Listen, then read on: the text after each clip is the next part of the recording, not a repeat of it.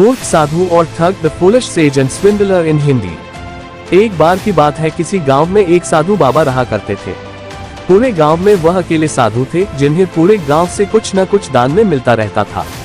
दान के लालच में उन्होंने गांव में किसी दूसरे साधु को नहीं रहने दिया और अगर कोई आ जाता था तो उन्हें किसी भी प्रकार से गांव से भगा देते थे।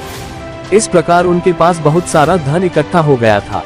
वहीं एक ठग की नजर कई दिनों से साधु बाबा के धन पर थी। वह किसी भी प्रकार से उस धन को हड़पना चाहता था। उसने योजना बनाई और एक विद्यार्थी का रूप बनाकर साधु के पास पहुंच गया। उसने साधु से अपना शिष्य बनाने का आग्रह किया। पहले तो साधु ने मना किया, लेकिन फिर थोड़ी देर बाद मान गए और ठग को अपना शिष्य बना लिया। ठग साधु के साथ ही मंदिर में रहने लगा और साधु की सेवा के साथ साथ मंदिर की देखभाल भी करने लगा। ठग की सेवा ने साधु को खुश कर दिया, लेकिन फिर भी वह ठग पर पूरी तरह विश्वास नहीं कर पाया। एक दिन साधु को किसी दूसरे गांव से निमंत्रण आया और वह शिष्य के साथ जाने के लिए तैयार हो गया। साधु ने अपने धन को भी अपनी पोटली में बांध लिया। रास्ते में उन्हें एक नदी मिली। साधु ने सोचा कि क्यों न गांव में प्रवेश करने के पहले नदी में स्नान कर लिया जाए।